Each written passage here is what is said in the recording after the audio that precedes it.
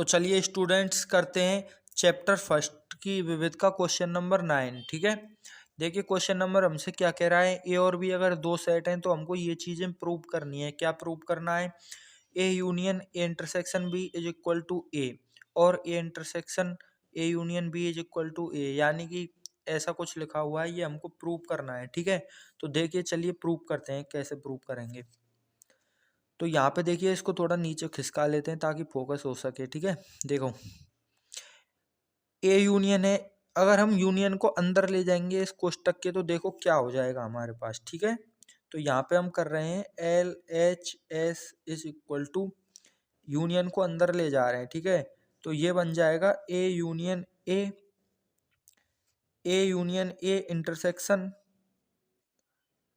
A union B, A union A intersection A union B. ठीक है दोस्तों, union को अंदर ले गए। उसके बाद देखो ए का यूनियन ए के साथ ही करेंगे तो ए और ए का यूनियन तो ए ही होगा, intersection A union B.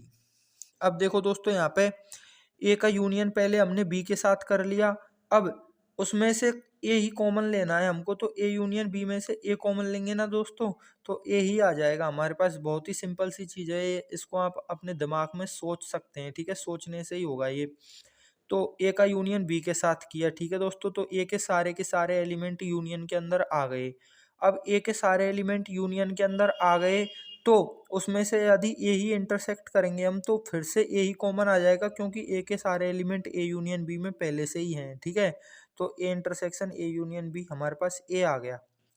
Next देखो दोस्तों second number, A intersection A union B is equal to A, तो फिर से वही एल एच एस लेते हैं हम और इंटरसेक्शन को अंदर ले जाते हैं, तो ए इंटरसेक्शन ए हो जाएगा। ठीक है दोस्तों, A intersection A union A intersection B, A intersection B.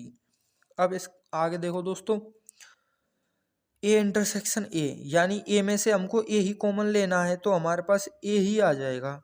A intersection ए का मतलब ए ही होता है। ठीक है, union A intersection B, A intersection B, यानी कि ए इंटरसेक्शन बी में से हमने कुछ कॉमन ले लिया, यानी कि कोई चीज कॉमन आ गई इसमें से, मान लो एक्स कॉमन आ गया, तो जो एक्स है वो ए में से ही तो कॉमन आया है। अब एक्स का यूनियन हम ए के साथ ही करेंगे, तो एक्स तो पहले से ही ए में है, तो फिर से ए ही आ जाएगा हमारे पास। तो ए इंटरसेक्शन बी किया तो मान लीजिए कुछ कॉमन आ गया। ठीक है, ये कॉमन आ गया। अब इसका यूनियन फिर से हम उसी के साथ कर रहे हैं जिसमें से कॉमन लिया है, तो फिर से यही चीज आ जाएगी। यूनियन में बड़ी चीज आती है और इंटरसेक्शन में छोटी चीज आती है, हमेशा ध्यान रखना। तो इंटरसेक्शन में ये छोटा सा पार्ट आ गया, अब इसका अगर हम यूनियन करेंगे बड़े पार्ट के साथ तो बड़ा पार्ट आ जाएगा हमारे पास। ठीक है दोस्तों, यहाँ देखो यूनियन में बड़ा पार्ट आ गया हमारे पास। ठीक है, मान लीजिए इतना बड़ा आ गया, यहाँ पे ऊपर वाले क्वेश्चन में यूनियन में इतना बड़ा पार्ट आ गया। अब यदि हम उसका इंटरसेक्शन छोटे से पार्ट के साथ करेंगे तो इंटरसेक्शन में फिर से छोटा सा पार्ट ही आ जाएगा। हमेशा ध्यान रखें, इंटरसेक्शन में छोटी चीज आती है और यूनियन में बड़ी चीज आती है। ठीक है दोस्तों, ये दोनों क्वेश्चन हो गए हैं यहाँ पे।